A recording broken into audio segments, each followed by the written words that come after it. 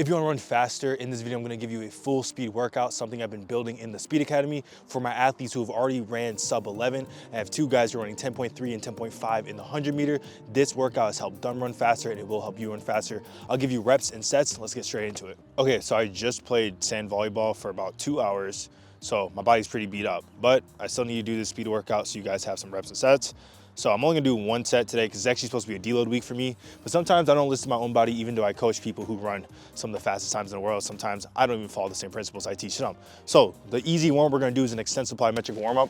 All we're gonna do is focus on making sure our heel doesn't touch the ground on a skip, sideways skip and backward skip, 30 seconds each, but I'm just gonna go down and back for each one because I'm already warmed up.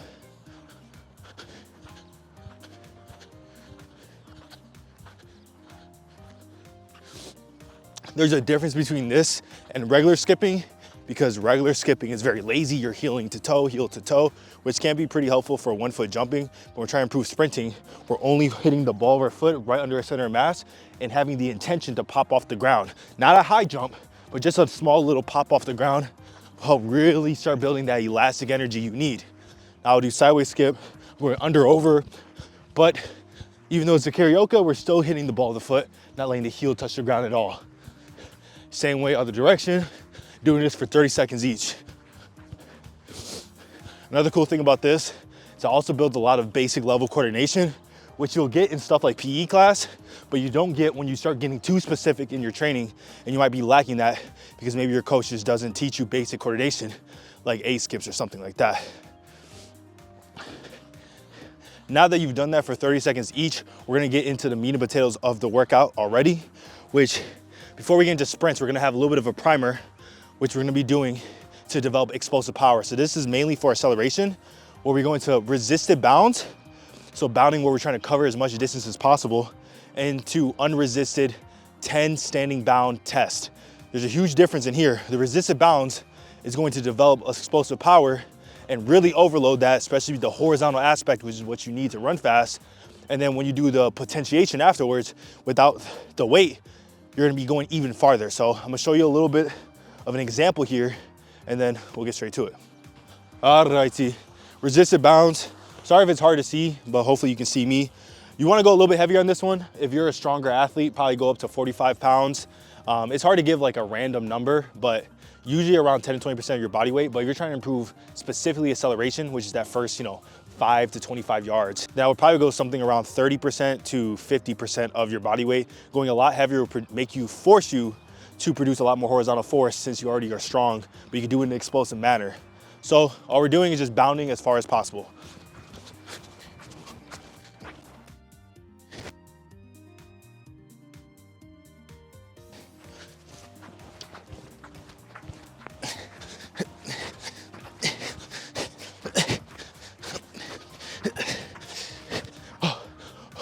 This resistance is a lot for me. One, because like I said, I just played sand volleyball for 2 hours. So a lot of my force is gonna be low, but that's why I'm only doing one set. Usually for these, for resisted bounds and the unresisted bound contrast, if you're an intermediate to advanced athlete, we're gonna do 2 to 3 sets of 20 yards for the resisted bounds. And then for the unresisted is a 10 bound test. So I'm gonna show you how to go about this right now. All you're gonna do is a standing 10 bound. So we're gonna go into a broad jump as far as possible, and then the first foot is that first bound. And then you go bound 1, bound 2, bound 3, and you're going for 10 full strides. How far you get on those strides is pretty much the distance you can do, and you wanna mark that down and try to beat it the next time. I'll do 2 sets of this one specifically because I really need this for my weaknesses specifically.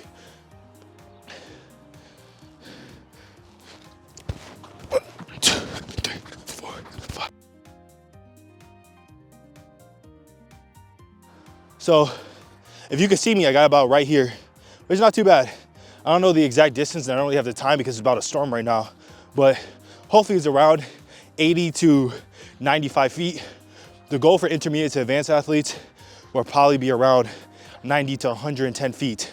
If you can get that, you probably have some very good explosive power. What's really cool about the standing 10 bound test is that the first 3 to 5 strides, so the first 3 to 5 bounds, is actually a test of explosive power. So you're improving your raw power output, and then after that, 5 to 10, those strides are gonna be a lot more reactive.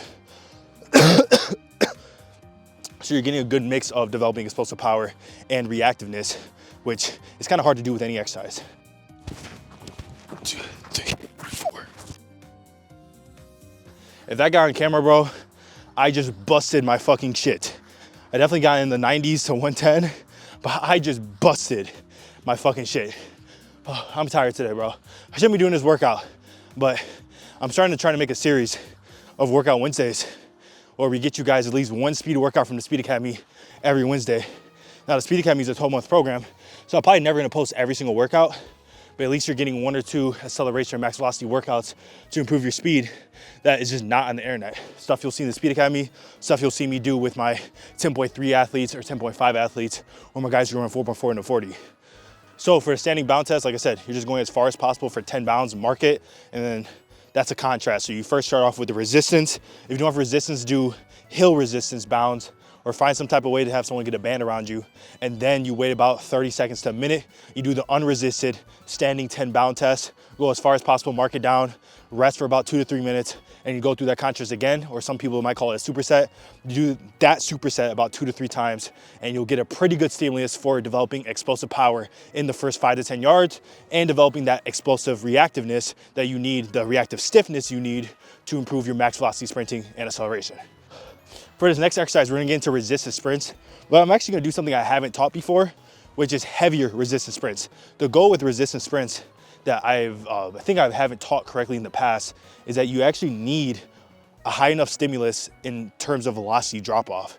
So if you can drop off your velocity, which means if you run 2.0 seconds, if you could drop that off and make yourself run slower with the resistance by about 50 to 40%, you're gonna target something called peak power. And when you're running without resistance, you hit peak power around 5 to 10 yards because you're a beginner athlete who doesn't have that much power. So you hit your max velocity and that max power you're producing in only 5 to 10 yards. Sometimes it's 20 yards for some athletes. So a good way where you can overload this and consistently improve that rate of force development and that peak power and really overload it, which you can't really do in most exercises unless you have like some really high tech like force plates and velocity based lifting, is doing heavy resistance sprints.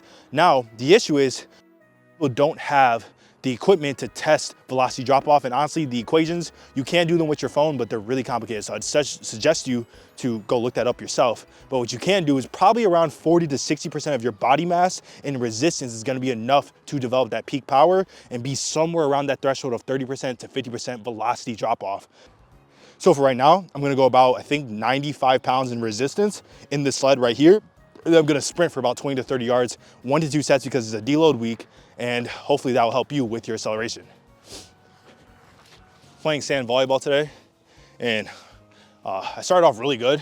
Like I was serving really well, and then all of a sudden I realized that I do not know how to time the ball in the sand, because when you're in the sand, it's like a lot more unstable because the sand just like kind of falls and meshes and all that type of shit.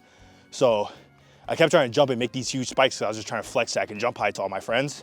And then I quickly realized, I was like, fuck, I am out of my league because I did not know how to time that shit. I got dunked on. Dunked on isn't like when you go for a spike and someone hits you right back, like twice. It was like some 6'4" guy, and I was like, fuck, man, I'm a piece of shit. But it's all good. Now, if they caught me in a real volleyball court, like a basketball court, it's GG's. You're gonna get fucked on. My 2-foot bounce is just out of this world right now, bro. Just adding some weight to the sled. Trying to get it up to 90 pounds, and then we're gonna get after it. I'm actually gonna put on spikes for this one. When you're trying to do resisted sprints or max effort sprints, if your goal is max velocity, then you probably don't need spikes. But if your goal is acceleration development, which is what a lot of people need, that horizontal power, then you probably wanna put on some spikes because you're gonna get better angles. And because you can get steeper and you have more stability, you'll run faster and develop more power. So you probably wanna try to get some spikes or some cleats. I'm gonna have some cleats with me because I left my spikes somewhere else. So for now, I'm just gonna use some cleats just to get a little more stability and call it a day. I would time these sprints, but I don't have my FAT with me today. And like I said, it's about a storm, and I just played sand volleyball. So all these times are gonna be slow, but I'm really just trying to demonstrate this for you so you can run faster. You have a full workout with reps and sets. So I'm gonna get straight to this. Hopefully you can see me like this. I think I'll just sprint this direction, yeah? Call it a day.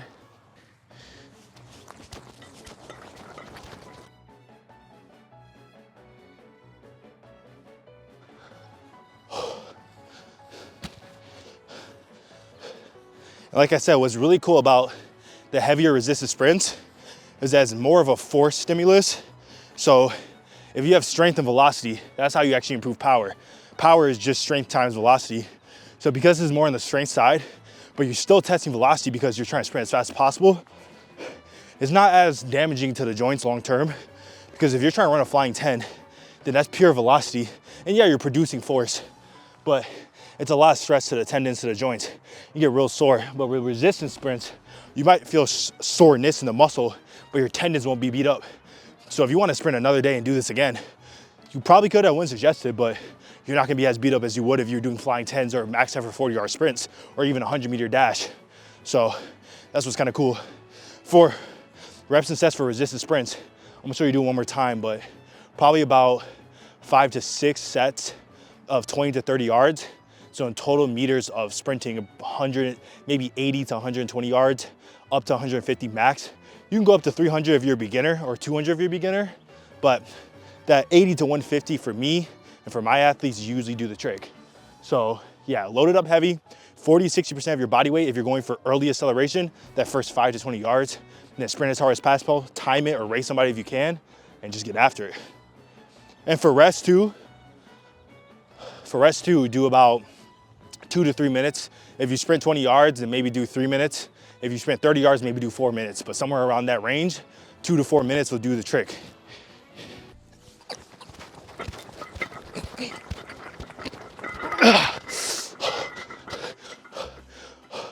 I don't know if any of that got on camera, but goddamn was that heavy as shit.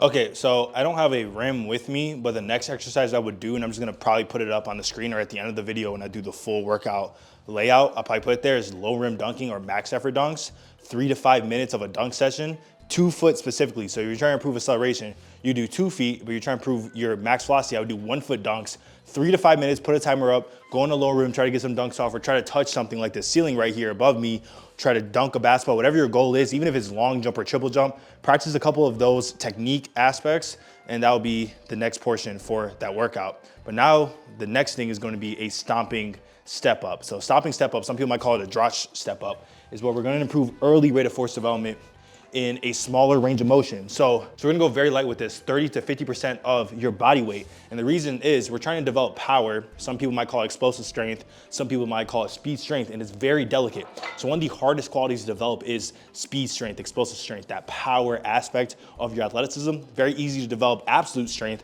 or just your 1 rep deep squat max. And it's very easy to develop velocity from fast ground contact time plyometrics or max effort sprinting, but it's hard to develop power. So we have to keep it light enough where we're keeping a fast velocity with the bar, but heavy enough so we're actually getting a power stimulus. So what we're doing here is I would do this with dumbbells first. Like I said, 30 to 50% of your body weight, probably hold that in dumbbells, but if you don't have that, you can do a barbell. And we're doing a stomp. So this is gonna stimulate a early rate of force development stimulus. You could just step up and do this, but if you do that stomp, right here, you're getting that early rate of force development, trying to explode up as fast as possible to the top, and then hold that position for maybe 1 second or 0.5 seconds. Now, if you're too unstable to do this, you can simply just step up like this. And for the height, I'll probably do 4 to 8 inches off the ground. If you go too high in the thighs above parallel, you're gonna get a lot of lower back into the stomping setup. So you want your thighs to be below parallel on the stomp, and the highest peak you get is parallel when you raise your thighs. But before that, should be a little bit below parallel, so the force you're producing force from looks like a 1 foot jump, a 2 foot jump, or some type of sprinting stance, like an acceleration stance or a max velocity stance. So we're just gonna get straight into it. The best way is probably start on the side, and I'll do about 3 to 4 sets of 3 to 4 reps.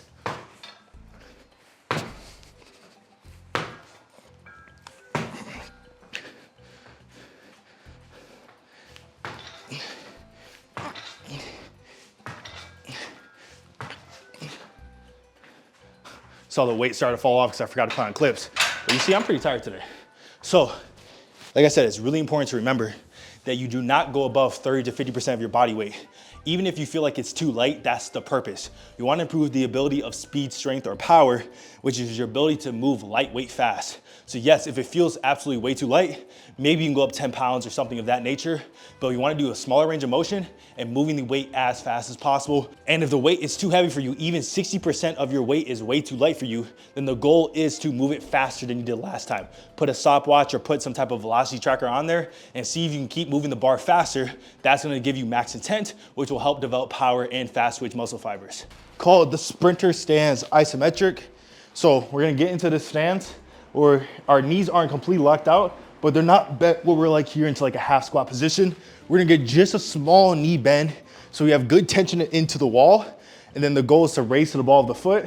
So find that position, raise to the ball of the foot, and then you want to dig the ball of the foot in down into the ground, and that should raise your lower back and your glutes off the ground. You wanna hold this isometric position for about 25 to 30 seconds. Put a timer up, hold that position. You're gonna feel a lot of hamstring, a lot of glute, a lot of calf, but you feel lower back. You're probably arching your lower back too much, and you do not need that much separation off the ground. It can be a very small separation, almost to the point where it doesn't even look like you're off the ground. The only thing you need off the ground is the glutes and the lower back. Push that lower back into the ground and breathe through this isometric. This is a great way to develop that stiffness because isometrics are one of the best ways to develop isometric strength, which has a lot of qualities in terms of tendon elasticity and the stiffness on initial ground contact. So this is a great way to develop this and also develop hamstring health to prevent further injuries, kind of like what a Nordic hamstring curl would do. For reps and sets, probably about 2 to 3 sets of 25 to 30 seconds. You can go farther or add some weight, maybe 10 to 20 pounds right here on your stomach if it's too easy for you. This last one is a split stance soleus calf raise.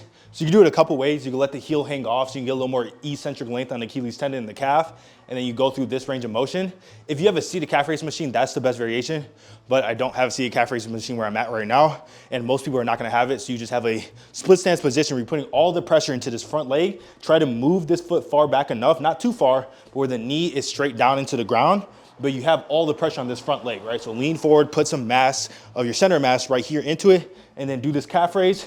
Once this becomes too easy, you can do 10 to 12 reps with good form all the way and all the way down. Then you wanna add some weight in a backpack or some type of weighted vest, or you just grab 10 pounds right here and slowly progressive overload while putting all this pressure into here and going through this full range of motion, targeting the soleus, which has a lot of correlation to acceleration and bringing in more speed into your max effort 2-foot and 1-foot jumps. So I'm gonna go through a full set just to show you how it goes.